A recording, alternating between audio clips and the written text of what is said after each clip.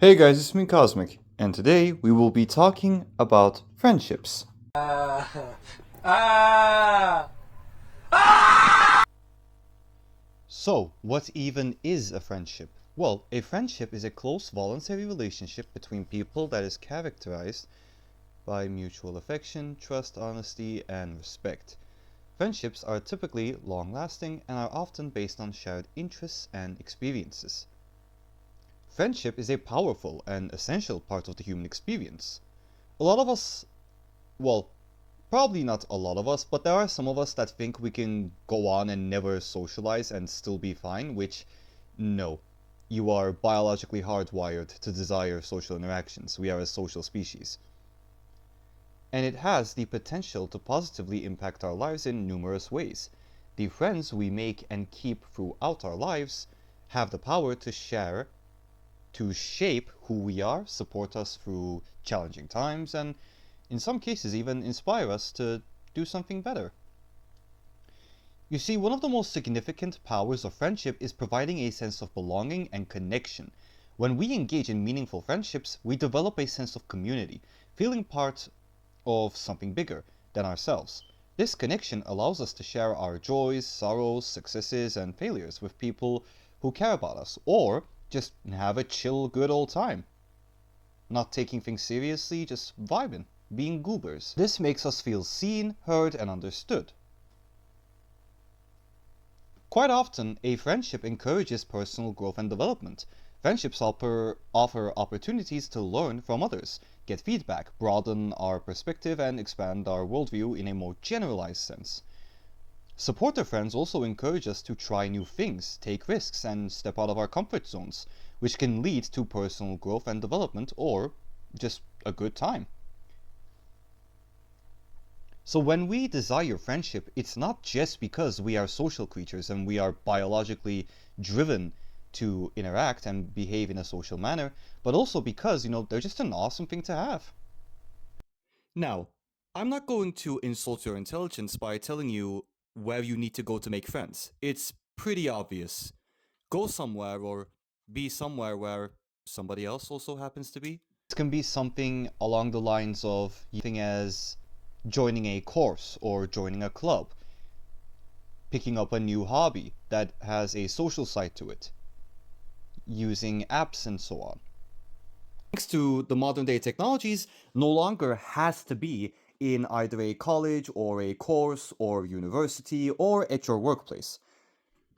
You can also do it on the internet as well. However, personally, I recommend that you go to a course and try there because, doing it where you can see each other's faces and you're not looking at a monitor, obviously that adds more value to it and it does make it much more, personal. So, yeah, I would highly recommend that way. But once again, you can do it over the internet as well. For example, right? How did me and my amigo Planda meet? Well, we both happened to have logged in VR chat at the same time. Coincidence. We hopped on Murder for VRC and we started stabbing each other. That sounds very weird out of context, okay? But once we were, done, we started cracking a few jokes at each other while we were playing the game. Both of us find the jokes funny, so we keep cracking more jokes, and we keep talking. Until it gets to the point where, yeah, you know what? You seem pretty chill. Let me add you and see how things go. So we added each other, and then, the next day, I went ahead and, after seeing him online, joined in. Which brings me to my second point, actually trying. Listen, I understand that, especially if you are someone with autism or anxiety, talking to someone can be scary. Yes, but you need to understand that you have to put in that effort. Because otherwise, the person in front of you will not be able to tell if you're actually interested in spending time with them or not and developing a friendship. For example, the next day, right?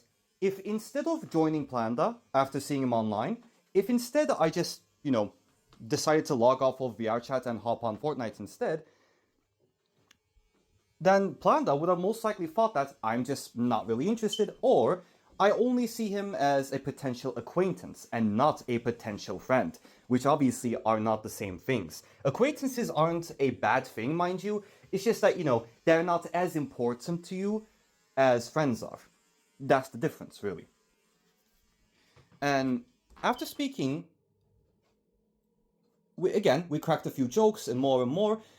Add a few weeks into this, and we started showing a bit more, personal side of ourselves. Like we talk about, oh hey, dude, I met this girl and she's very cool. I really like her and so on. And I'm just gassing my boy up, like hell yeah, amigo, go get that woman, go get her, right? Like we're just gassing each other up, slowly but surely building trust and making sure, and not sure, but showing that you can show a part of yourself that is vulnerable enough to make fun of, but you still do it because you trust in the person.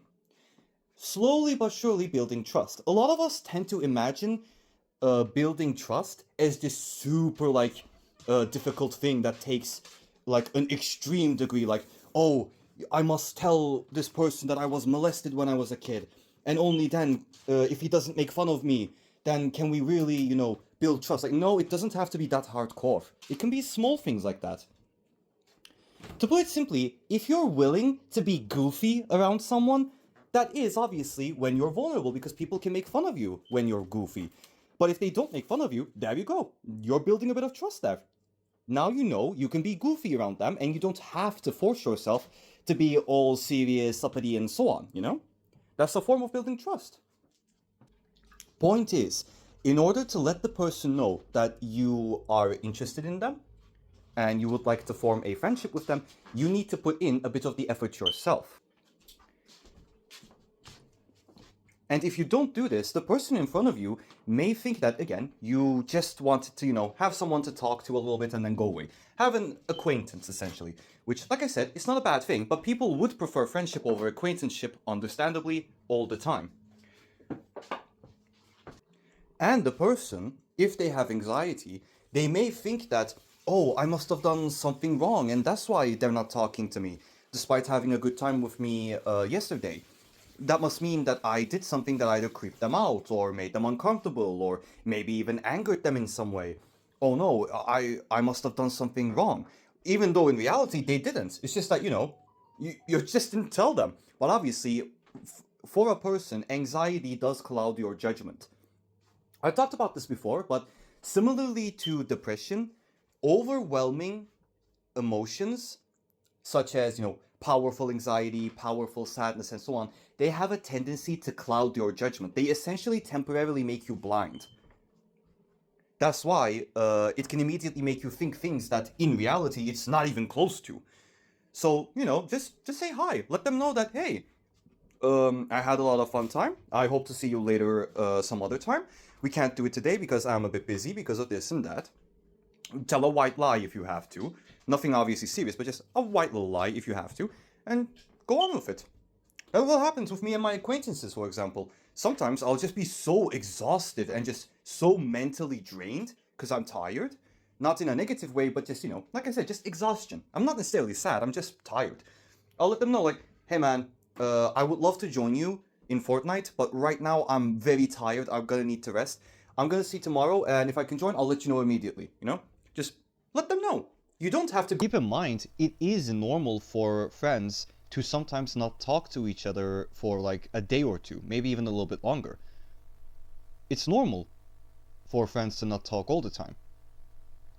This can be something like life circumstances or boundaries, or being low on energy, social energy, for those of us that are introverted. Before I end this video today, I would also like to mention that it's okay to sometimes just fall out or just not be able to form a friendship with someone that you were hoping to. Not everybody will get along with each other. Not everybody is compatible. Just as not every cog can fit every machine. Some of us vibe with each other, some of us don't. And that's just the way that it is. It is what it is, Like, I think I already stated this before, but I have many acquaintances and only a handful of friends. Probably just 4 or 5 now that I think about it. The rest are just acquaintances. And this isn't a bad thing. Me and my acquaintances sometimes will, every week or so, or maybe every 2 to 3 weeks or so, we'll message each other like, hey, how's it going? Yeah, it's going good, man, yeah. You want to play, like, Total War Warhammer 2? Oh, hell yeah, sure. You want to play Orcs? Damn right I do. And then we hop in, we talk to each other, we have a good old time, we nerd out about Warhammer, and then disappear for a few more weeks, and then, just talk to each other again. Again, this isn't a bad thing. I highly enjoy these activities with my acquaintances, and I highly respect and appreciate them. It's just that obviously I respect, appreciate, and love my friends way more. And that's natural. A lot of us, it's kind of like how parents will say, oh, I don't have a favorite child, even though deep down they do have a favorite. They just don't want to say it out loud, It's kind of like that, Which, yeah, sometimes I make the mistake that, sometimes you need to tell a white lie about that kind of a subject, which can piss people off, but then again, it's like, okay, go away then. If you fuck with me, you fuck with me. If you don't, you don't. It is what it is. Now, notice the most critical point here. Like, out of everything that I said, the number one thing to keep in mind is talking. You need to talk to people and you need to show interest in order to make a potential friend, a potential acquaintance, a potential lover even. You need to speak with them and show interest. I see this a lot, and this sometimes does happen to me as well, where somebody will approach me, usually in social media, and, I'll be like, oh, hey, well, how's it going then? Yeah. And we talk, and they're so fucking dry, and they barely show any curiosity or interest in anything related to me. Obviously, if you do that, I'm going to assume you're just talking for the sake of it, or you want to be an acquaintance, but you're even bad at but you're even making that a bit of a challenge. Because again, like, we need to have something in common. If you don't show curiosity, interest, if you don't share your interests so that I can in return share my interests with you, and so on and so forth, then we can't do anything. So that's what I'm really trying to get at here. In order to make friends, you need to speak with people, and you need to share interests and share curiosity as well. Again, you don't have to tell them your deepest, darkest secret or the worst thing that happened to you in your life. You don't have to do that in order to, gain trust or anything. You can start off small and mundane. But yeah, I do hope you enjoyed this video, and I will see you later. Goodbye.